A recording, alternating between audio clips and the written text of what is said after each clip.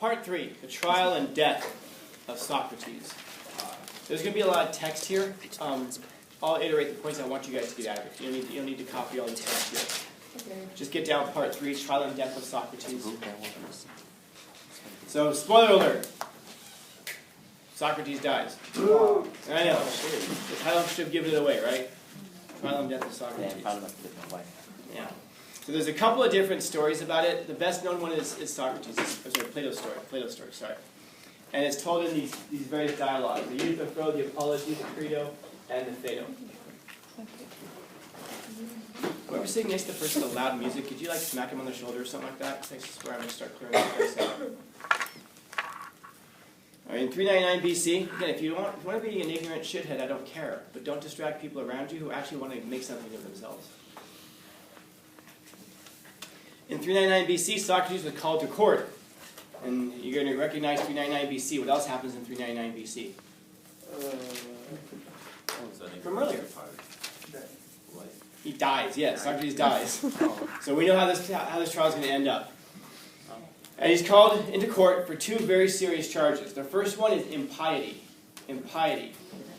That is on your quiz. Impiety against the Athenian gods. Specifically, he's accused of refusing to recognize the Athenian gods. But more importantly, he's accused of introducing a new god into Athens. So it's claimed that he worships a god that's different from the gods of Athens. So he's accused of impiety. Yes, sir? Why is that bad? Why is that bad?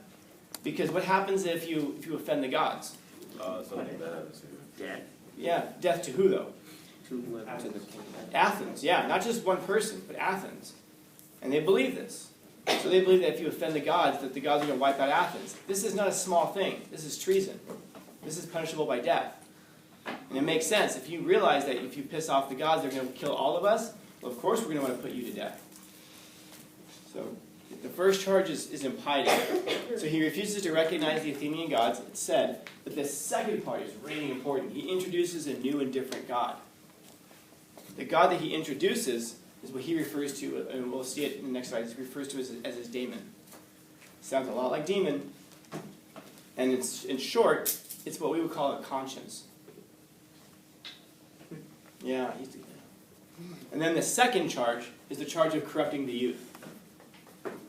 And by the way, corrupting the youth also carries with it the death penalty. Oh. Makes sense. If you corrupt the youth, then that means that you corrupt the next generation. If you corrupt the generation coming up, that means that you're putting the whole civilization in danger. So people who corrupt the youth are taken very seriously. They end up in front of courts. Sometimes they end up in front of the school board. Yeah, no wonder. Oh boy. True story. I have stood before the school board before for corrupting the youth. Like corrupting Like charge of corrupting you? Yes. Oh wow.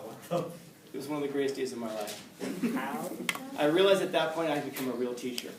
Before that, I wasn't sure. I was like, I don't know if Can you guess what I did to corrupt the youth? I could not. There's too many. Explain. I really want to know. Talk. I want to know the reason. Talk. I encourage you to ask questions. What did it? I gave you both sides of issues. You gave us opinion. And it was explained to me that if by giving you both sides of an issue, I might be leading you away from the right view of the issue. Wow. That's dangerous language. Literally. I really say this is just great. What are you going to do to me? You fire me, I give one signal, we burn the whole place down. I probably shouldn't say that on YouTube, but we'll edit it out. I give one signal on Instagram, the masses form, and we burn the school down. It's a joke. So he's accused of two things: impiety and corrupting the youth. Both carry with them the death penalty.